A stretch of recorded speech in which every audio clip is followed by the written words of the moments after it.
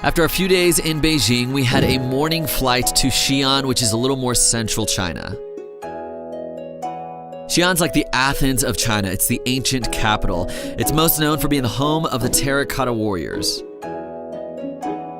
We kind of hit the ground running when we got there, going directly to one of the museums before we even dropped off our stuff at the hotel. The museum was showcasing a ton of Chinese relics, and they had a little bit on the Terra Cotta Warriors, but that museum would be the next day.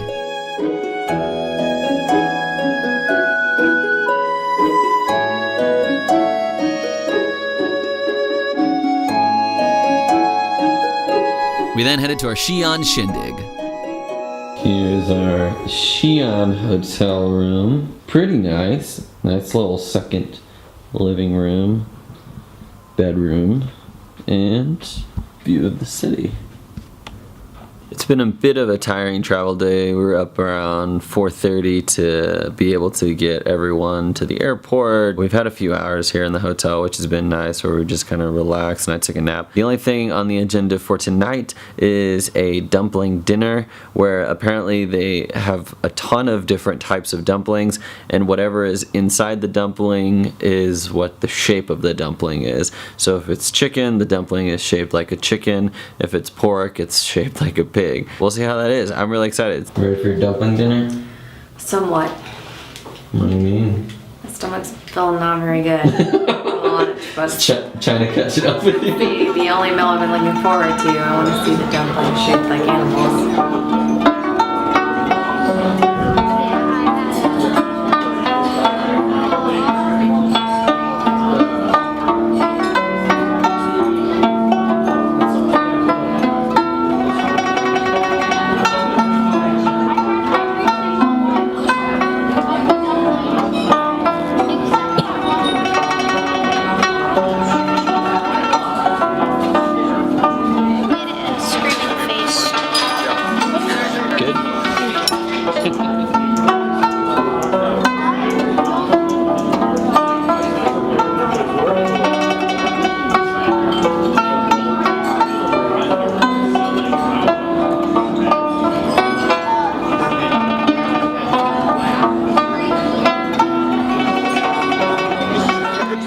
Sweet, right? Kind of sweet.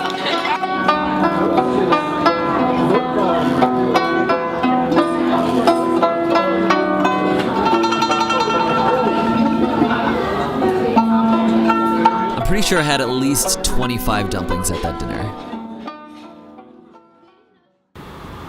So I think this morning we're gonna go to that part where those people are exercising. And they said we're going to do some exercise with them, but I don't know what that means. And just beyond that is the city wall. Beijing used to have a city wall, but it got torn down when Mao was in charge as part of the modernization of Beijing, but Xi'an still has it.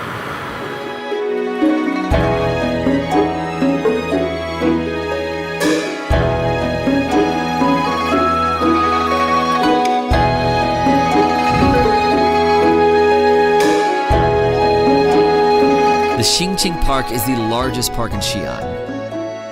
As soon as we walked in, we were invited by some ladies to join them in their morning Tai Chi.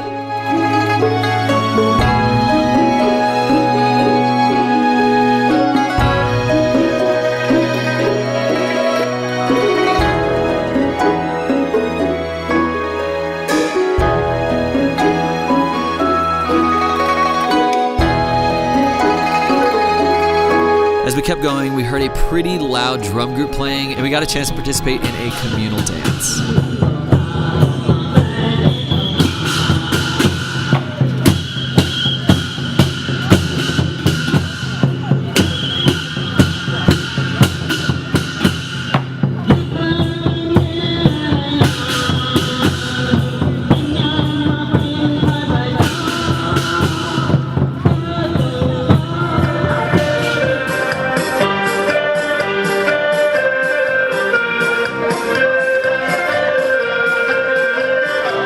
Came up on a fairly large community band that had a conductor and some brass instruments and a ton of people singing. When they finished, they invited their foreign friends to come to the middle so they could sing us the American classic, Jingle Bells.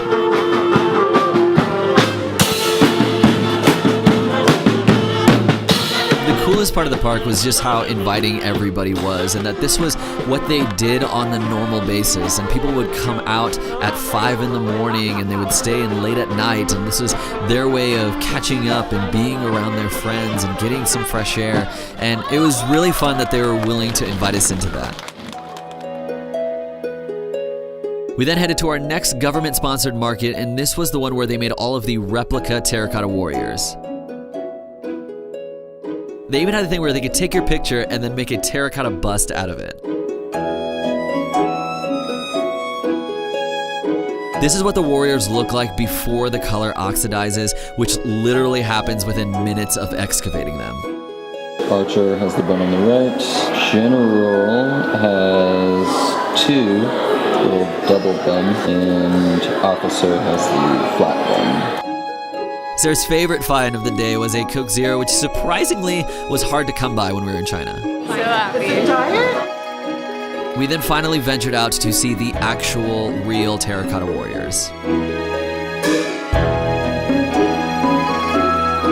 The story of the Warriors is that Emperor Qin, who's the same guy who started building the Great Wall, wanted an army to protect him in the afterlife.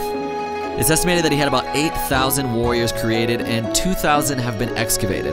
The rest are still underground because they're waiting until they perfect the technology that prevents the color from oxidizing. Emperor Qin was fairly unpopular, being that he had most of China slaving away building the wall and his warrior collection, and so after he died, his mausoleum was ransacked and most of the warriors were smashed.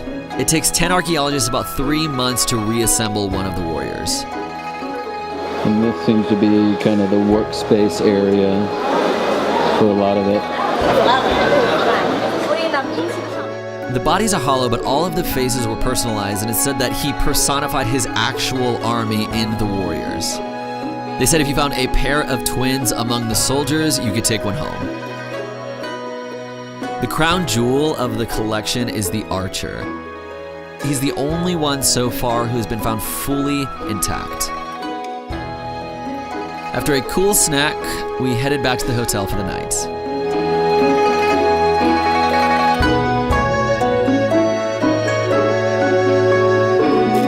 Well, we got our laundry back.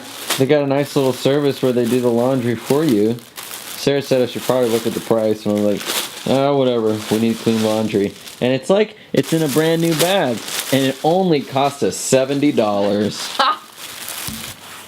And on top of that, they include a complimentary staple in your clothes. Next stop was Panda Country.